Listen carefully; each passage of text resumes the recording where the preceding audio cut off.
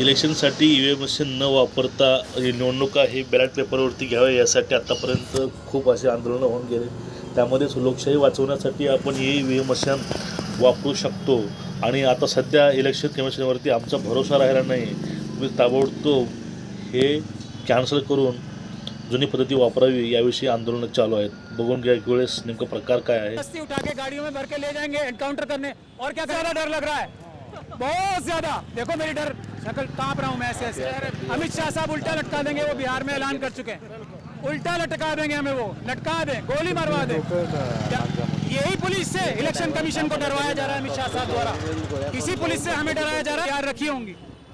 और शायद इसी से डर के अमित शाह साहब ने पुलिस भेजी है कि चुनाव आयोग हमें वो मशीनें दे ना दे और उनकी पोल ना खुल जाए। तो आप ये पुलिस को देख सकते हैं कितनी पुलिस आई है। दुनिया देखेगी कि ये ईवीएम कितना बड़ा धोखा है। इसलिए ईवीएम हटाओ, देश बचाओ। ईवीएम हटाओ, संविधान बचाओ। ईवीएम हटाओ और देश की डेमोक्रेसी बचाओ। भानु प्रताप जी हमारे साथ हैं, यहाँ पे हमारे सारे साथी हमारे साथ हैं। अभी हम यहाँ एक मिनट मैं देखिए, अमित इलेक्शन कमीशन ने हमें नहीं रोका है, ये पुलिस रोक रही है हमें। इलेक्शन कमीशन नहीं रोक रही है हमें, ये पुलिस, अमित शाह साहब की पुलिस रोक रही है। और अगर आज लोग हम जिंदा रहे तो कल आपको 12 बजे हम सब लोग जंतर मंतर पे मिलेंगे, कल ठीक 12 बजे। ही मशीन नेमकं हॅक होते तरी कशी? एक वेळेस हा व्हिडिओ तुम्ही पूर्णपणे बघून घ्या आणि जास्तीत जास्त हा व्हिडिओ शेअर करत चला, कारण लोकांना माहिती या गोष्टी झाल्याच पाहिजेत। मान तालुका सातारा जिल्हा देवडी या ठिकाणी इलेक्शनसाठी वापरल्या जाणाऱ्या ईव्हीएम मशीनचं प्रात्यक्षिक चालू आहे। ते मशीन खरं आहे की खोटं आहे या संदर्भात प्रात्यक्षिक चालू आहे।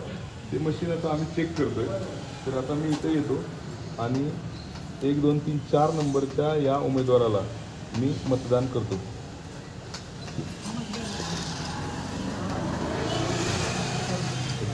आता हा 4 नंबरच्या उमेदवाराला मी मतदान करतो। याचं चिन्ह इथं बघा आणि इथं बघा, या 4 नंबरच्या उमेदवाराला मतदान दिलं आणि त्याचं चिन्ह या ठिकाणी दिसते, प्रिंट होते आणि ते खाली बॉक्समध्ये पडते।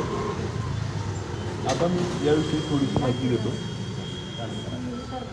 जर उमेदवारांना जेव्हा चिन्ह वाटप होतं, तेव्हा ते चिन्ह वाटप अर्ज परत घेण्याच्या शेवटच्या दिवशी जे उरलेले उमेदवार शिल्लक राहतात त्या सर्व उमेदवारांना चिन्ह वाटप होतं। त्याचवेळी उमेदवार कोणत्या नंबरला या मशीनच्या मतपत्रिकेवर येणार आहे हे सगळं फायनल होतं।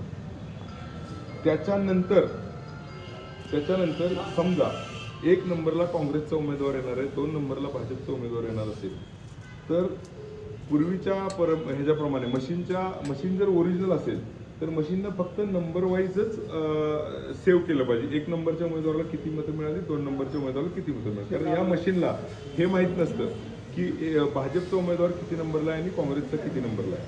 परंतु ज्या अर्थी हे चिन्ह इथं प्रिंट होतंय त्या अर्थी हे चिन्ह या मशीनला अगोदरच प्रोग्राम केलेलं आहे। त्याचा अर्थी या मशीनला अगोदरच माहीत आहे की एक अगोदरच या प्रोग्राममध्ये सेट असेल तर त्या प्रोग्रामला कुणाचे मतदान वाढवायचं आहे हे सुद्धा कळणं स्वाभाविक आहे। त्यामुळं या मशीनवर विश्वास आहे का यासाठी ठेवलेली ही यंत्रणा बोगस आहे असा मला पूर्ण विश्वास वाटतो। कारण या मशीनला जर अगोदरच माहीत असेल की हा उमेदवार किती नंबरला आहे भाजप पार्टीचा तर 100% त्या प्रोग्राममध्ये हे सेट करणं शक्य आहे की त्या उमेदवाराचं मतदान वाढलं पाहिजे। त्यामुळं ही मतदारांच्या डोळ्यात धुळफेक होते, कारण हे व्हीव्हीपॅटमधून प्रिंट होणारे चिठ्ठ्या ह्यासुद्धा सर्व चिठ्ठ्या चेक केल्या जात नाही।